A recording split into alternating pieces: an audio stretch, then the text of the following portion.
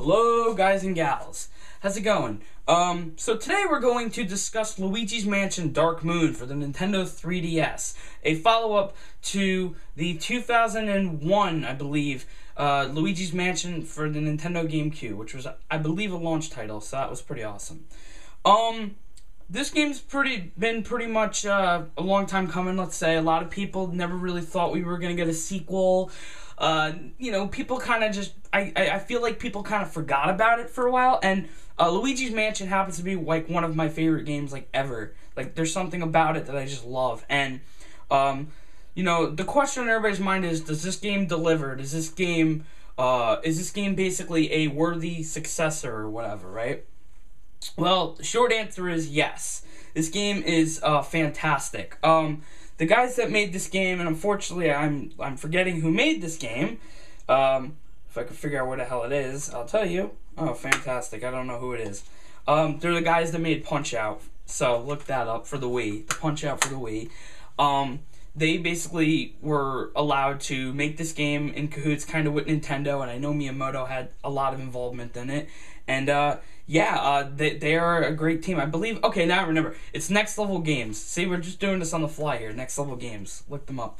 Anyways, so this game, basically Luigi's Mansion was essentially Luigi in a mansion sucking up ghosts with a vacuum cleaner. The original one was the Poltergeist, what was it, 9,000, 5,000? This is now the Poltergeist 5,000.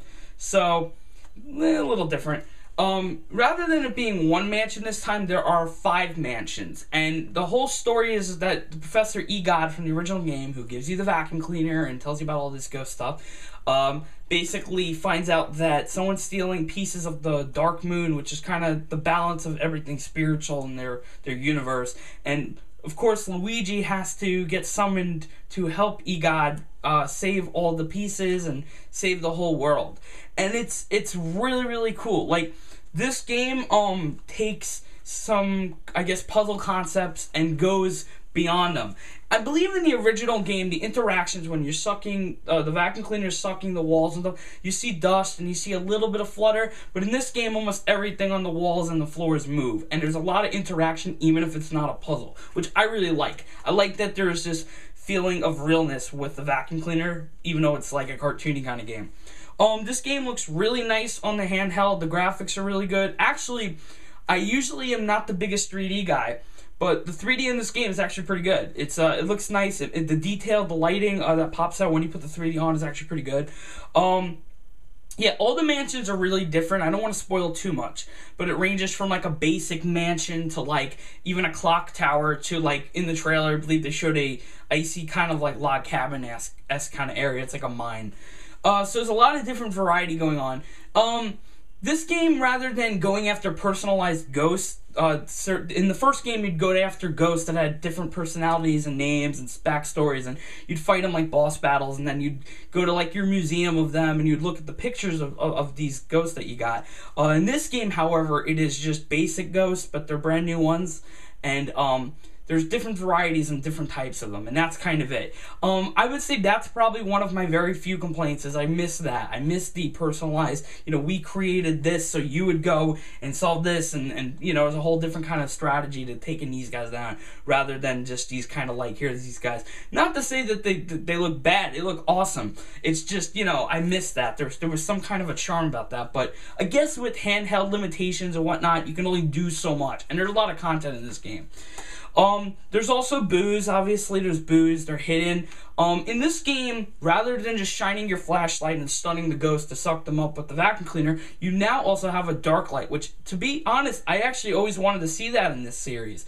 In the first game, like, years later, I was like, if you watch those kind of paranormal shows, you notice they're using the dark light a lot. So it was cool to see that. And the dark light's really cool because you can, like, basically find hidden things, aside from the boos, and all kinds of different things. And they also implemented these bones that you collect that are basically like one-ups. And I suggest you go through everything, even if it's just coins or health.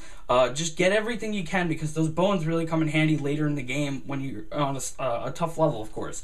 Now, the other thing that's kind of interesting is that this game has multiplayer. So basically, you and 4 of your buddies can go online, and you could set it to whatever difficulty, whatever. There's different game modes. I don't know them all. I know there's one where you exit, there's one where you capture ghosts, and then I think there's one where you go after the ghost pups, but I don't recall.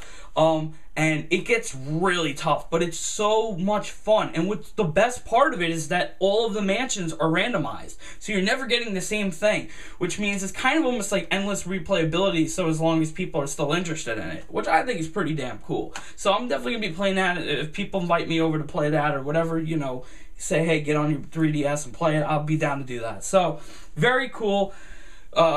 Okay, so here's the other complaint that I have. There's only like 2 complaints. It was the personalized ghosts and the boss battles. The boss battles range from really cool to kind of like, nah, they tried. I give them an A for effort for some of the things they tried, but I don't feel like, me personally as a player, I don't feel like I was as engaged, or I didn't like the strategy, or I didn't like how some things were kind of ignoring the vacuum cleaner physics. I don't know what this. Sometimes I noticed little weird things going on. But, you know, again, it's on a handheld. You know, I guess there's only so much you could do, and they did a lot. Let me tell you, everything looks really nice. The mansions are completely different.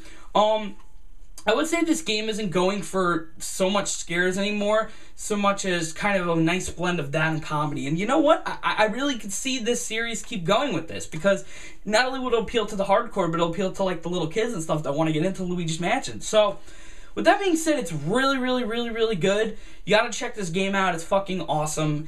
This was legitimately the reason why I bought the 3DS. This is before even like Kingdom Hearts or Kid Icarus for me. This is the be-all end-all, because again, I love Luigi's Mansion and I love Luigi. So yeah, check this game out. This is a must-have.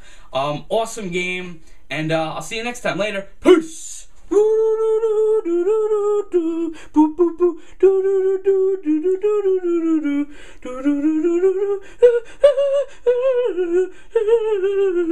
Oh, you thought I wasn't gonna spoil the game, right? Come on, let's be serious here for a second. Okay, so at the end of the game, there are a series of boss battles in which I was just saying before, I didn't really care for that much. One in particular was a giant suit of armor. And the thing that bugged me was you have to get both its big-ass feet onto these carpets. There's 3 carpets, and you gotta trip them at the same time, and there's a sword that goes around and cuts you. It is a pain in the ass. I didn't find it that much fun at all, and I don't know, there was just something that irked me about it.